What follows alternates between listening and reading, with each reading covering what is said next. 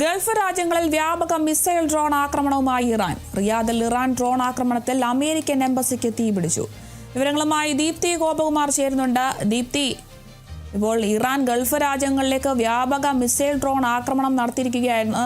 കഴിഞ്ഞ ദിവസങ്ങളിൽ ഒമാൻ എണ്ണക്കപ്പലുകൾക്ക് നേരെ ഉണ്ടായ ആക്രമണത്തിൽ ഒരു ഇന്ത്യക്കാരൻ കൊല്ലപ്പെടുന്ന ഒരു സാഹചര്യവും ഉണ്ടായിട്ടുണ്ട്. ഇപ്പോഴും ആക്രമണം ശക്തമായി തുടരുകയാണോ? വിവരങ്ങൾ എങ്ങനെയാണ്? അരുണിമ, തീർച്ചയായും ഈ ഒരു ഗൾഫ് രാജ്യങ്ങളെ ലക്ഷ്യമിട്ടുകൊണ്ടുള്ള ഇറാന്റെ ആക്രമണം 4ാം ദിവസത്തിലേക്ക് കടക്കുകയാണ്. ഇന്ന് റിയാദിലെ US എംബസിയിലാണ് ഇത്തരത്തിൽ ആക്രമണം ഉണ്ടായത്. കാര്യമായ ആളപായങ്ങളൊന്നും ഉണ്ടായില്ല എങ്കിലും ഒരു നാശനഷ്ടങ്ങളടക്കം റിപ്പോർട്ട് ചെയ്യുന്ന ഒരു സാഹചര്യമാണുള്ളത്. നമുക്കറിയാം, ഈ ഒരു 4ാം ദിവസമാണ് ഇത്തരത്തിൽ ഗൾഫ് രാജ്യങ്ങളെ ലക്ഷ്യമിട്ടുകൊണ്ടുള്ള ഇറാന്റെ ആക്രമണം നടക്കുന്നത് എന്ന് വേണം പറയാനായിട്ട്. ഇന്ന് നടന്നത് റിയാദിലാണ്.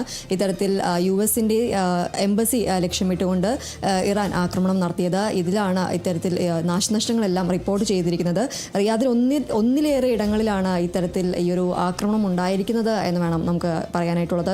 ഈ ഒരു ശക്തമായ സ്ഫോടന ശബ്ദം അടക്കം കേട്ടു എന്നതാണ് നമുക്ക് പുറത്തു വരുന്ന ഈ ഒരു ഇന്റർനാഷണൽ മീഡിയാസ് എല്ലാം റിപ്പോർട്ട് ചെയ്യുന്നതനുസരിച്ച് പറയുന്നത് ഇത്തരത്തിൽ ശക്തമായ ശബ്ദങ്ങൾ, സ്ഫോടന ശബ്ദങ്ങളെല്ലാം പലയിടങ്ങളിലുമായി കേട്ടു എന്നതടക്കമുള്ള കാര്യങ്ങളാണ് ഇപ്പോൾ പുറത്തു വരുന്നത്. അതുപോലെ തന്നെ ഒന്നിലേറെ ഇടങ്ങളിലാണ് ഈ ഒരു റിയാദിൽ ഇത്തരത്തിൽ സ്ഫോടന ശബ്ദങ്ങളെല്ലാം റിപ്പോർട്ട് ചെയ്തിരിക്കുന്നത്. കുവൈറ്റിലെ അമേരിക്കയുടെ സൈനിക താവളത്തിലേക്ക് ഇറാൻ വ്യോമാക്രമണം നടത്തുന്ന ഒരു സാഹചര്യം ഉണ്ടായിരുന്നു. അത്തരത്തിൽ ഈ ഒരു ഗൾഫ് മേഖലകളിലെ വ്യാപകമായി തന്നെ ഇത്തരത്തിൽ ആക്രമണം ഇറാൻ നടത്തുന്ന ഒരു സാഹചര്യമാണ് നിലവിലുള്ളത്.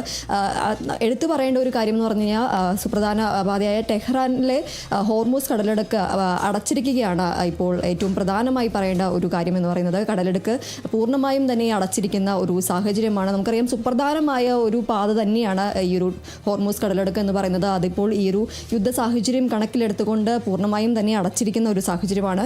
ദുബായിലുള്ള ഓസ്ട്രേലിയയുടെ സൈനിക താവളത്തിന് നേരെയും ഇത്തരത്തിൽ ആക്രമണം ഉണ്ടായതായി ഓസ്ട്രേലിയ സ്ഥിരീകരിക്കുന്ന ഒരു സാഹചര്യമുണ്ട്. അതുപോലെ തന്നെ ഇറാന്റെ ആക്രമണത്തെ പ്രതിരോധിച്ചതിന്റെ കണക്കും ഖത്തർ പുറത്തുവിടുന്ന ഒരു സാഹചര്യമുണ്ട്. 3 ക്രൂയിസ് മിസൈലുകളാണ് തകർത്തിരിക്കുന്നത് എന്നാണ് ഖത്തർ പുറത്തു വരുന്ന ഒരു വിവരം എന്ന് പറയുന്നത്. 98 ബാലിസ്റ്റിക് മിസൈലുകളും തകർത്തതായി ഖത്തർ സ്ഥിരീകരിക്കുന്നുണ്ട്.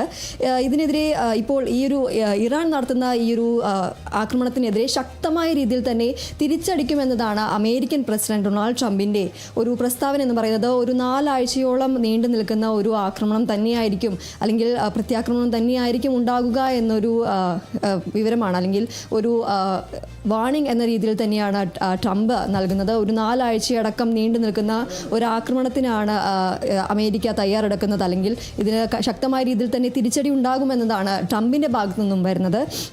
അതുപോലെ തന്നെ ഇറാനിലെ ഇസ്രായേലിന്റെയും US ആക്രമണത്തിൽ ഇപ്പോഴും തുടർന്നുകൊണ്ടിരിക്കുന്ന ഒരു സാഹചര്യമാണ്. ഇറാനിയൻ സ്റ്റേറ്റ് ബ്രോഡ്കാസ്റ്റിങ്ങിന് നേരെയും ഇത്തരത്തിൽ ആക്രമണം ഉണ്ടായിട്ടുണ്ട്. ഇറാനിലുടനീളം ഉണ്ടായ ഈ ഒരു ആക്രമണത്തിൽ ഇപ്പോൾ വരുന്ന കണക്കനുസരിച്ച് 787 ആണ് ഇപ്പോൾ മരണസംഖ്യ 787 ഉയരുന്ന ഒരു സാഹചര്യമാണുള്ളത്. മരണസംഖ്യ ഇനിയും ഉയരുന്ന ഒരു സാഹചര്യമാണ്. ഇറാനിൽ ഈ ഒരു ആക്രമണത്തിൻ്റെ മുഴുവനായ ഒരു മരണസംഖ്യയുടെ കണക്ക് എന്ന് പറയുന്നത് ഇപ്പോൾ 787 ഉയരുകയാണ്. ലെബനനെതിരെ ഇസ്രായേൽ സൈന്യം വ്യോമാക്രമണം ശക്തമാകുന്ന ഒരു സാഹചര്യമാണ്. രാജ്യത്തിൻ്റെ തെക്ക് ഭാഗത്തേക്ക് ഇസ്രായേൽ സൈന്യം കടന്നു കയറുന്ന ഒരു സാഹചര്യമാണ്. ഇപ്പോൾ എന്തായാലും ഈ ഒരു ഇറാന്റെ ആക്രമണത്തിൽ ഗൾഫ് മേഖലയിൽ വ്യാപകമായ ആക്രമണം തന്നെയാണ് നടക്കുന്നത്.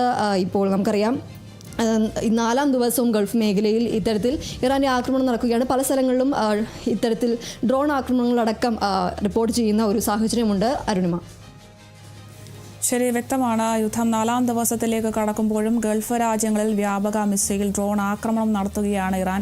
പരമോന്നത നേതാവായ ഖമനേയി കൊല്ലപ്പെട്ടതിന് ശേഷമാണ് ഇത്തരത്തിൽ ഗൾഫ് രാജ്യങ്ങളിലേക്കുള്ള ആക്രമണം ഇപ്പോൾ ശക്തമാക്കിയിരിക്കുന്നത്. ഏകദേശം 700-ലധികം ആളുകൾ കൊല്ലപ്പെട്ടു എന്നൊരു വിവരമാണ് യുദ്ധമേഖലയിൽ നിന്നും പുറത്തു വരുന്ന വിവരം. എന്തായാലും റിയാദിൽ ഇറാൻ ഡ്രോൺ ആക്രമണം നടത്തിയിട്ടുണ്ട്. ഈ ഒരു ഡ്രോൺ ആക്രമണത്തിൽ അമേരിക്കൻ എംബസിക്ക് തീ പിടിച്ചു എന്നതാണ് ഇപ്പോൾ പുറത്തു വരുന്ന വിവരം. കൂടുതൽ വിവരങ്ങൾ നൽകിയത് ദീപ്തി ഗോപകുമാറാണ്.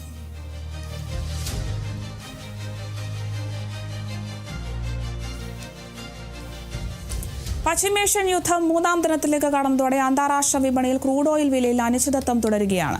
ഇന്നലെ 10% വർധന രേഖപ്പെടുത്തിയ ബാരലിന് $82.37 പിന്നീട് താണു. വിപണിയിൽ അസംസ്കൃത ക്രൂഡ് ഓയിലിന്റെ ഇന്നത്തെ വില ബാരലിന് $73 താഴെയാണ്. ബ്രന്റ് ക്രൂഡിന്റെ ഇന്നത്തെ വില $79.64 2.47% വർധനവാണ് ഇന്ന് രേഖപ്പെടുത്തിയത്.